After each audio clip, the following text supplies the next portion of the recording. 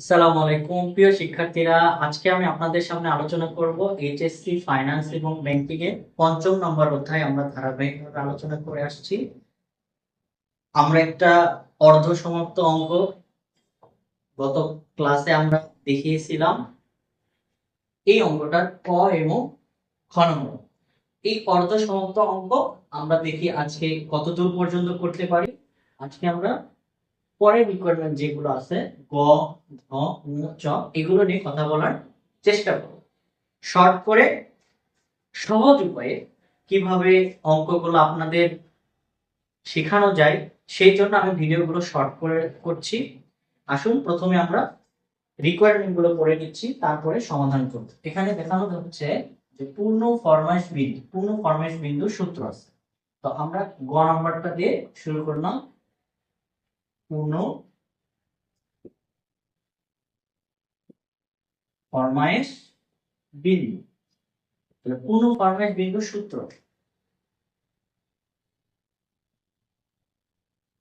নিরাপত্তা মজুদ যোগ লিড টাইম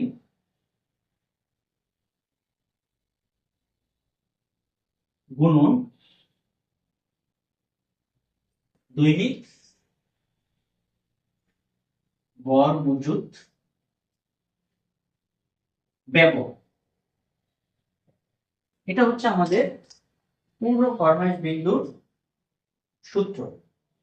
নিরাপত্তা মজুদ যোগ লিড টাইম গুণন দৈনিক গড় মজুদ ব্যবহার। তো আমরা নিরাপত্তা মজুদটা কিন্তু আমরা এখানেই পেয়ে যাচ্ছি, এই যে এখানে দেওয়া আছে নিরাপত্তা মজুদ। আমরা কিন্তু এই মানটা কিন্তু লিখে নিব। এরপরে কি আছে, যোগ লিড টাইম এখানে দেওয়া আছে 12 গুণন দৈনিক গড় মজুরটা কিন্তু নেই। তো আমরা কিন্তু এটা বের করে নিতে হবে। এখানে দৈনিক গড় মজুদ সমান, দৈনিক গড় মজুদটা আমরা কিভাবে করব, এই যে বার্ষিক চাহিদা আমাদের দেওয়া আছে এবং বার্ষিক কার্য দিবসও দেওয়া আছে, এটাকে ভাগ করলেই কিন্তু হয়ে যাচ্ছে। অর্থাৎ 20 লক্ষকে আমরা 325 দ্বারা ভাগ করলে দৈনিক গড় মজুরটা আমরা কিন্তু পেয়ে যাই। তাহলে এখানে আমরা লিখি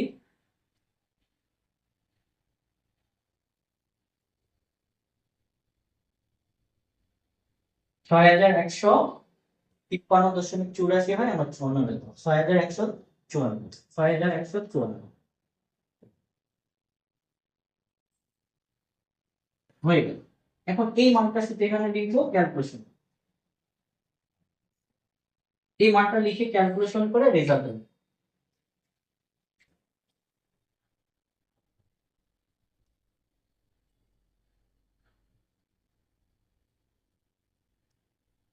$75,346, 75,346 রেজাল্ট হবে 75,300।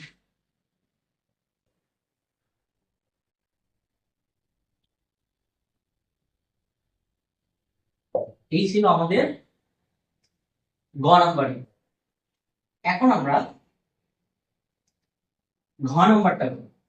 মোট ফরমাইশ ব্যয়, আমরা এখানে দেখেছিলাম ফরমাইশ সংখ্যা কিভাবে করতে হয়। এখন আমাদের চেয়েছে মোট ফরমাইশ ব্যয়। তো এটা আমাদের ফরমাইশ ব্যয়ের সংখ্যার মতোই আমরা এটাকেও একটু দেখাতে চাচ্ছি। এখানে একটু দেখ, আপনারা একটু মনোযোগ দেন। জায়গা কম হওয়ার কারণে বোর্ডে এই ফাঁকা অংশটুকুতে আমরা দেখাচ্ছি ঘ নম্বর। ঘ নম্বরটা হচ্ছে মোট ফরমাইশ, মোট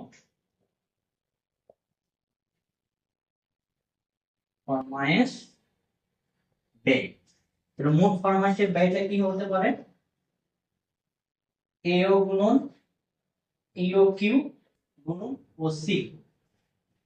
তাহলে এও আমাদের কি বার্ষিক ব্যয়, আমরা জানি 20 লক্ষ। তো আমরা কোন রিকোয়ারমেন্টে বের করেছিলাম 16,330 গুণন 80। 80 মানে কি, অর্ডারিং কস্ট। অর্ডারিং কস্ট কত ছিল আমাদের 1000।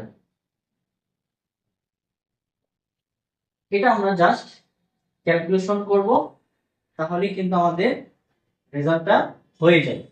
তো আমরা দেখেছিলাম এটার সাথে এটা ভাগ করলে খ নম্বর রিকোয়ারমেন্ট ফরমাইশ সংখ্যা আমাদের বের হয়েছিল 122। এর সাথে আমরা 1000 গুণ করলেই আমাদের এই অঙ্কের মানটা পেয়ে যাব। তাহলে 122 গুণন 1000, 1,22,000, 1,22,000,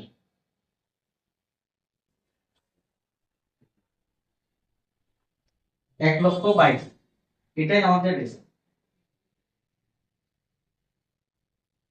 তাহলে আমাদের গ নম্বর রেজাল্টটা কত হলো? 1,22,000।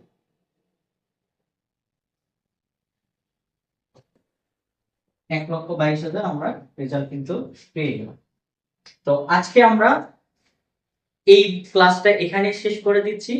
পরবর্তী ক্লাসে আমরা সর্বশেষ যে দুইটা রিকোয়ারমেন্ট থাকলো, মোট বহন খরচ এবং মোট মজুদ ব্যয়, আমরা দেখাবো ইনশাআল্লাহ।